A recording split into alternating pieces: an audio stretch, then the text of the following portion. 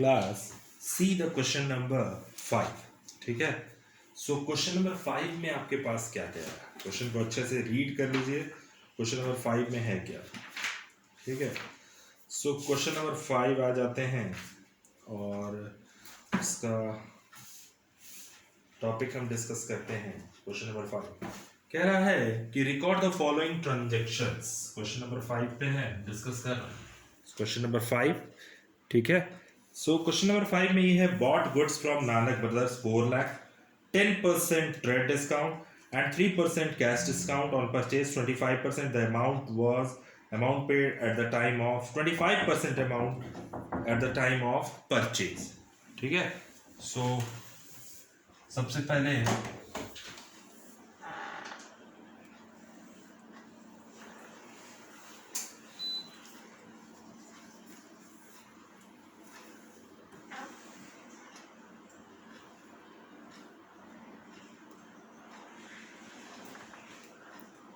से पास हो गया।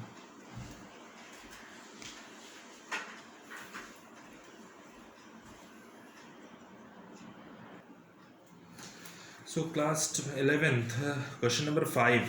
ठीक है, so class 11th record the following transaction in the books of Sahdev and Sons assuming that all the transaction have been entered within the state in Bihar charging CGST and SGST 9%। ठीक है, सो जब goods को पहली entry है bought goods for Nanak brothers 4 lakh. ठीक है, 4 लाख का goods purchase कर रहा है। ठीक है, जो गुड्स की कॉस्ट है वो 4 लाख रुपीज है। ठीक, फिर उस पर कह रहा है कि ट्रेड डिस्काउंट भी चार्ज है 10%। तो आपको पता है कि ट्रेड डिस्काउंट माइनस होता है 10%, तो हो गया 40,000। तो 40,000 का ट्रेड डिस्काउंट यानी गुड्स की वैल्यू कितनी हो गई, गुड्स वैल्यू अब कितनी हो गई 3,60,000। अब इसमें से करना क्या है, आपको जीएसटी को ऐड करना है, क्योंकि आपको पता है कि गुड्स की वैल्यू में जीएसटी को ऐड करते हैं और जीएसटी को ऐड करके हम कस्टमर से पैसा लेते हैं। ठीक है, या देते हैं। ठीक, सो 3,60,000 इंटू 9%, तो आ गया आपका 32,400। ये आपका वैल्यू टोटल। तो 3,60,000 प्लस 32,400 प्लस 32,400, तो आपका आ जाएगा 4,24,800। ये आपका टोटल पैसा था। ठीक, अब आते हैं, बात करते हैं। कह रहा है कि 4,24,800 रुपीज़ हमको पेमेंट करना था। ठीक है, परचेज है तो हम पेमेंट करेंगे। तो 4,24,800 रुपीज़ का पेमेंट, जिस पर कह रहा है कि हमको देना था 4,24,800, जिसमें से हम 25% का कैश ट्रांजेक्शन हम कर रहे हैं। तो इसका 25% आप निकालोगे तो आ जाएगा 1,06,200, यानी जो कैश ट्रांजेक्शन है इसका 25%, कैश ट्रांजेक्शन 25%। तो 4,24,800 का 24,800 का 5% हो जाए 25%। आपने पेमेंट की, यानी पेमेंट कितना किया 1,06,200, जिसमें से आप पेमेंट कर दे रहे हो 1,06,200 का। ठीक है, अब जब इतना पेमेंट कर रहे हो तो आपको 3% का डिस्काउंट मिल रहा है। ठीक है, सो सबसे पहली चीज़ आप डिस्काउंट कैसे निकालोगे, डिस्काउंट निकालने का तरीका क्या। ठीक है, सो 3,60,000 का 25% हमने निकाला। ठीक, 3,60,000 और 3%, यानी 3,60,000 का 25% और इंटू 3% का डिस्काउंट। अब आइए, तो जो डिस्काउंट वैल्यू काउंट होगी लेस डिस्काउंट, कैश डिस्काउंट है। ठीक, कैसे करोगे, 4 लाख का परचेज था जिसमें से 40,000 का गुड्स वैल्यू, तो 3,60,000 उस पर जीएसटी चार्ज कर रहे हैं 4,24,800, जिसमें से ये कह रहा था कि हम कितने का पेमेंट कर चुके थे। यानी हम सबसे पहली चीज़ तो ये देख लें कि 25% किसका, यानी इस कॉस्ट का 25%, 1,06,200। अब जो कैश डिस्काउंट हमको मिलेगा 3%, यानी टोटल का हम 25% निकाल लें, इसका 25%, गलती से भी इसका मत निकाल लीजिएगा, ठीक है। सो 3,60,000 का 25% कितना होगा, 90,000, और उसका कितना परसेंट कह रहा है डिस्काउंट, 3%। तो हमको जो डिस्काउंट मिलेगा 2700 का डिस्काउंट। यानी हमने कितना पेमेंट कर दिया, यानी कैश में कितना पेमेंट किया हमें ये बताना था। 1,06,200 माइनस 2,700, तो 1,03,500 का हमने पेमेंट किया है, ठीक है। 1,03,500 का हमने पेमेंट किया है डिस्काउंट माइनस करने के बाद। कह रहा था अगर आप हमको 25% का डिस्काउंट देंगे, अगर आप हमको 25% का पेमेंट करेंगे तो हम आपको 3% का क्या देंगे, डिस्काउंट। सबसे पहला काम, आप गुड्स की वैल्यू में जीएसटी को ऐड कर दीजिएगा, टोटल वैल्यू इतनी थी, ठीक है। अब उसके बाद करना क्या था कि 25% निकालना था, किसका 25%, 4,24,800 का 25%। डिस्काउंट कैसे निकालोगे, 3,60,000 तो गुड्स की वैल्यू थी, डिस्काउंट इसी पे निकालिएगा, गुड्स की वैल्यू पे निकालिएगा विदाउट जीएसटी, ठीक है। सो 3,60,000 का कितना परसेंट, 25% निकाल लीजिएगा। 3,60,000 90,000 रुपीज आएगा, ठीक। इस 90,000 पे ही आपको डिस्काउंट देना है, कितना परसेंट, 3%, यानी 2,700 रुपये आपको डिस्काउंट मिल जाएगा, ठीक है।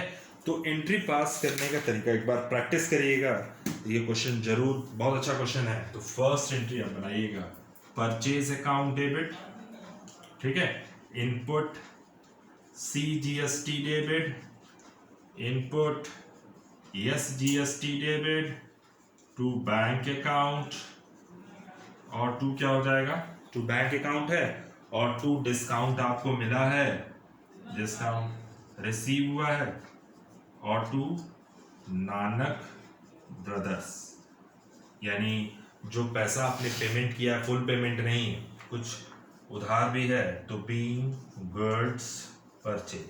इस एंट्री की प्रैक्टिस 2 से 3-4 बार कीजिएगा, आ जाएगा, ठीक है। सो गुड्स की कॉस्टिंग क्या थी, 3,60,000, जिस पर 32,400 का जीएसटी हमने चार्ज किया, ठीक है। आपने पेमेंट कितने का किया आपको पता है, आपने कैश का पेमेंट किया है 1,03,500, जिस पर आपको डिस्काउंट कितना मिला है, 2,700 का डिस्काउंट मिला है। तो टोटल कितना हो जाएगा, नानक ब्रदर्स, यानी जो बच जाएगा 3,18,600 रुपीज, ठीक है, 3,18,600। Purchase account debit, input CGST, input SGST, to bank account, to discount receive, to Nanak brothers, ठीक है। तो टू बैंक अकाउंट में आपको लिखना है 1,03,500, क्योंकि आपने पेमेंट कितने का किया, 25%, किसका 25%, इसका, वो भी डिस्काउंट के बाद, यानी आपने पेमेंट किया 1,03,500, जिस पर आपको 2,700 का डिस्काउंट मिला। इसको प्लस करिएगा, इन दोनों को माइनस करिएगा, जो बचेगा वो अभी पेमेंट करना बाकी है, ठीक है। हम नेक्स्ट टॉपिक का डिस्कस करते हैं, और वो टॉपिक है सेल्स से रिलेटेड, वो सेल्स का डिस्कशन, ठीक है। सो सेकेंड एंट्री क्या है, कह रहा है कि sold goods to Kumar and sons 2 lakh, 10% trade discount and 5% cash discount on the sale price, 60% off the amount received by cheque. यानी जितना रिसीव हुआ होगा उतने पे ही तो हम डिस्काउंट देंगे। तो सबसे पहले हम लोग निकाल लेते हैं कि गुड्स की कॉस्ट क्या थी, यानी सेल पर बात कर रहे हैं। तो गुड्स की जो कॉस्ट थी सेल पर वो 2 लाख, जिस पर ट्रेड डिस्काउंट कितना था, 20% था।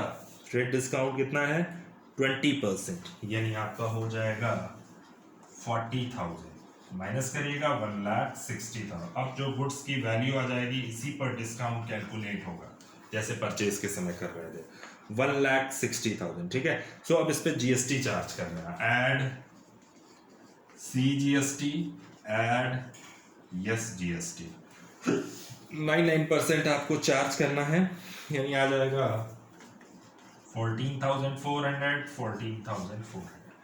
अब टोटल जो कॉस्ट आ रही है 1,60,000 प्लस 14,400 प्लस 14,400, तो टोटल जो कॉस्ट आ रही है वो आ रही है 1,88,800, 1,88,800, ठीक है। 1,88,800 है, जिस पर से हमको कह रहा है कि पेमेंट कितना करना, पेमेंट हमको कितना लेना था, जितना पेमेंट हमको लेना था उस पर हम डिस्काउंट देंगे, ठीक। सो इसका 60%, ठीक है, तो आ जाएगा 1,13,280 रुपीज। सो 60% अमाउंट रिसीव, ठीक है। तो पहले तो ये देख लो कितना रिसीव हो रहा है डिस्काउंट को माइनस करने के बाद, ठीक है। तो इसका 60% आ जाएगा आपका 1,13,280 रुपीज़, 1,13,280 रुपीज़। इस पर आप डिस्काउंट आपको मिला होगा, यानी कितना आपने डिस्काउंट दिया माइनस कर दीजिएगा डिस्काउंट। टोटल डिस्काउंट आपका 5% है, ठीक है, यानी 5,664, ये गलत है, जबकि डिस्काउंट हमने बताया था आपको कि किस वैल्यू पर निकलेगा, यानी टोटल 5%, तो डिस्काउंट आ जाएगा आपका 88,800, ठीक है। सो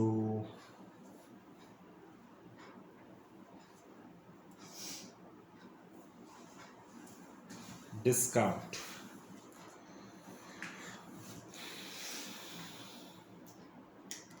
$800 into 60% amount into 5% डिस्काउंट, तो आपके पास जो डिस्काउंट निकलेगा वो कितने का निकलेगा, टोटल आ जाएगा आपका 4,800, ठीक है। सो 4,800 का डिस्काउंट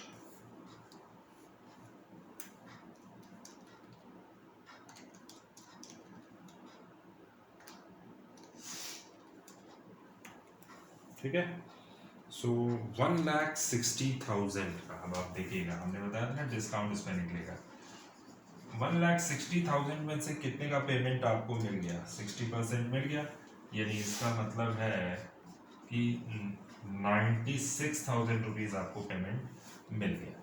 अब हमको डिस्काउंट इसी पर निकालना है, तो 4,800 का क्या होगा डिस्काउंट, ठीक है। सो आपको मिला कितना है इसके बदले में, ठीक है, ये देखना है, यानी आप जो डिस्काउंट निकालोगे 4,800 का है, ठीक है। ये तो हम जीएसटी प्लस करके निकाल रहे थे, जो डिस्काउंट निकलेगा वो इस पर निकलेगा। इसका पहले 60% निकालिएगा, जितना आपको पेमेंट मिला, फिर उसका डिस्काउंट 5%, ठीक है। सो ये 5% डिस्काउंट टोटल हो गया 113,280 माइनस 4,800, 108,480, ठीक है। एक बार फिर समझते हैं इसको कैसे पोस्ट करना है। ये एंट्री कह रहा है गुड्स की जो वैल्यू थी वो 2 लाख थी, जिस पर 2% 20% डिस्काउंट, यानी 1,60,000, इस पर आप जीएसटी ऐड कर देना तो इतना हो जाएगा, ठीक है। फिर उसके बाद इसका 60% निकाल लेना, यानी 1 जीएसटी प्लस करने पे 1,13,280 रुपीज़ आपको मिला, ठीक। फिर इसके बाद करना क्या है, ठीक है। इसके बाद जो ऑप्शन बचेगा, यानी जो डिस्काउंट निकलेगा, वो आप कैसे निकालोगे, वैल्यू पे, यानी ट्रेड डिस्काउंट को माइनस करने के बाद जो वैल्यू आएगी उस पर डिस्काउंट, 1,60,000 का 60% पहले निकालिएगा, इस यही है 60%, जिस पर जीएसटी प्लस है, ठीक। विदाउट जीएसटी की बात कर रहे थे, 96,000 का 5% कितना हो जाएगा 4,800, वो यहाँ दिखा दीजिएगा। अब इसमें से इसको माइनस कर दीजिए, ये टोटल अमाउंट रिसीव आपको कितना हुआ 1,08,480 रुपीज़, ठीक है। सो कैसे निकलेगा वो हम आपको बता रहे हैं, ठीक। Next entry, bank account debit, ठीक, 1,08,480 रुपीज़, ठीक है। Discount account debit,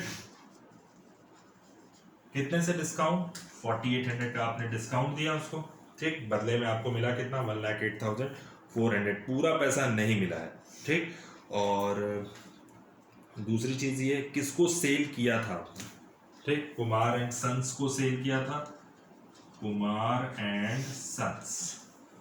total goods का 25% ही आपको, 60% ही मनी मिली थी, यानी जो नहीं मिला वो यहाँ लिख दो 75,520। ठीक है, 75,520 यानी सेल्स आपने कितने का किया था, 2 सेल्स 1,60,000। अगर इसको आपको नहीं पहचान में आ रहा तो आप इसको डैश कर दीजिएगा। बैंक अकाउंट डेबिट लिखिएगा, डिस्काउंट को डेबिट करिएगा, और चूंकि 100% होता है तो 60% ही आपको केवल चेक से पैसा मिला, यानी 40% आपको, 40% क्या है वो उधार है। ठीक है, क्रेडिट सेल है, तो हम इसलिए यहाँ नाम लिख रहे थे कुमार एंड सन्स डेबिट। ठीक है, 2 सेल्स और 2 output CGST and 2 output SGST being goods sold। ठीक है, कितने की GST थी ये आपको पता है, 14400, 14400। ठीक है, सो ये आपकी GST थी। अब आपको करना कुछ नहीं है, तीनों क्रेडिट ज़्यादा होगा ये कम होगा, तो जो अमाउंट इस इन तीनों को प्लस करिएगा, इसमें से इसको माइनस करिएगा, जो अमाउंट बचेगा वो आपका क्या हो जाएगा, वो आपका कुमार एंड सन्स में डेबिट हो जाएगा, यानी इसका मतलब है ये उधार की सेल है, क्रेडिट सेल है। ठीक है, सो करना कुछ नहीं है, फिर हम बता दे रहे हैं, एक बार सारी काउंटिंग कर लीजिएगा। बस यहाँ पे आपको थोड़ी सी प्रॉब्लम आएगी, तो आप लोग हमेशा डिस्काउंट किस पर निकालेंगे, हमेशा इस वैल्यू पर डिस्काउंट, पहले आप इसका 60% निकाल लीजिएगा, फिर उस पर 5% डिस्काउंट निकालिएगा, फिर यहाँ पोस्ट कर दीजिएगा। ठीक है, सो आपको जो अमाउंट मिला है वो इतना मिला है, डिस्काउंट इतना था।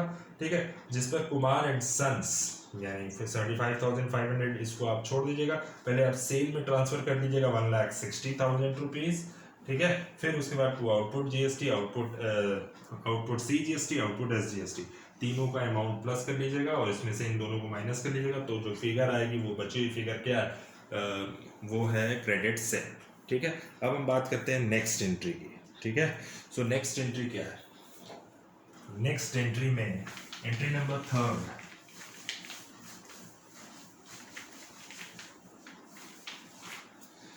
थर्ड एंट्री है, कह रहा receive from Gopichand 38,000 by cheque after deducting 5% cash discount. यानी टोटल जो मनी है वो कितनी मिली है। ठीक है, सो हमें बताना है वो, और अकॉर्डिंग टू सेकेंड एंट्री, यानी इन तीनों का टोटल आप कर लीजिएगा, ये 100% है। ठीक है, सेकेंड एंट्री में, और जो ये कुमार एंड सन्स डेबिट हो रहा है यानी उधार, यानी 60% ही आपको मनी मिला था, और इसका निकाल लीजिएगा कितना परसेंट, 40% निकालिए, इन तीनों को प्लस करिएगा, इसका 40% यही उधार है। ठीक है, ये भी एक तरीका। नेक्स्ट जो एंट्री है वो ये कह रहा है कि रिसीव फ्रॉम गोपीचंद, कितना पैसा मिल रहा है गोपीचंद से, 38,000, cheque after deducting 5% cash discount. यानी इसका मतलब है कि चेक रिसीव हो रहा है, ठीक, और डिडक्शन करने के बाद 5% कैश डिस्काउंट डिडक्शन करने के बाद 38,000 की वैल्यू। ठीक है, सो इसका मतलब है कि टोटल गुड्स की कॉस्ट जो गोपीचंद को रिसीव हो रहा है उसकी टोटल वैल्यू क्या थी, कैसे निकालेंगे। ठीक है, सो हमारे निकालने का तरीका क्या है कि इसका मतलब है 5% कैश डिस्काउंट है, तो 95% वैल्यू दिया है। 95% की कॉस्ट कितनी है, 38,000। ठीक है, सो 100% की कॉस्ट कितनी होनी चाहिए, देखो बहुत इजी, जो चेक मिला है उसको वो कह रहा है डिस्काउंट को डिडक्ट करने के बाद मिला है, तो हम ऐसे निकालेंगे 5% डिस्काउंट है और 38,000 रुपीज़ आपको मिला है। आप ये मान लीजिएगा टोटल कितना होता है 100%, तो इसका मतलब है 95% की वैल्यू कितनी है 38,000, और 100% की वैल्यू कितनी हो जाएगी 38,000 इंटू 100 डिवाइडेड बाई 95, तो उस गुड्स की जो वैल्यू होगी वो 40,000 होगी। यानी 40,000 के बदले में आपको चेक कितने का मिला है, 38,000 का। तो आप एंट्री पास करिएगा, third entry bank account debit, ठीक है, डिस्काउंट अलाउड डेबिट, ठीक है, और 2 क्या हो जाएगा, bank debit discount allowed debit, और 2 क्या हो जाएगा, इससे रिसीव किया है आपने चेक गोपीचंद। ठीक है, सो टू गोपी चंद, ठीक है, बीइंग चेक रिसीव, ठीक है, कितने का चेक रिसीव था?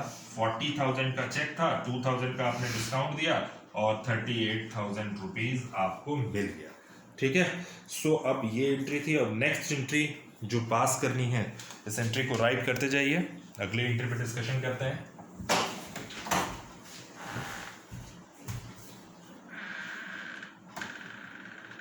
Next entry, entry number 4 entry number क्या कह रहा है? Paid 20,000 for rent by cheque, यानी कोई भी एक्सपेंस होगा अगर हम पेड करते हैं तो रेंट अकाउंट डेबिट होगा, बहुत सिंपल है। Input C GST debit, input S GST debit, खर्चों पर भी जीएसटी चार्ज होती है, और चेक से पेमेंट किया है तो टू बैंक अकाउंट हो जाएगा, ठीक है। Being rent paid. बस आपको इस क्वेश्चन में फर्स्ट, सेकंड और थर्ड एंट्री को अच्छे से देखना है और केवल कैलकुलेशन देखना है, बाकी सारा सिंपल है। 20,000 का रेंट था, 9% निकाल लीजिएगा, 1800 तो आ जाएगा 23,600 रुपीज, ठीक है। सो नेक्स्ट करते हैं हम, पेड 50,000 सैलरी बाय चेक, ठीक है। सो सैलरी बाय चेक, देखो सैलरी पर कोई जीएसटी काउंट नहीं होती, याद कर लीजिएगा, ठीक है। सैलरी पर कोई जीएसटी काउंट नहीं होती, केवल हमारे खर्चे क्या है? रेंट है, जो बिजनेस से रिलेटेड खर्चे हैं। एम्प्लॉय को सैलरी देंगे तो उस पर जीएसटी काउंट नहीं होगी, ठीक है, याद रखिएगा ये चीज, ठीक। नेक्स्ट यहाँ पे कह रहा है paid 50,000 for salary by cheque, GST is not levied on salary, यानी इसका मतलब है जीएसटी, सैलरी पर कोई जीएसटी चार्ज नहीं करनी है, ठीक है।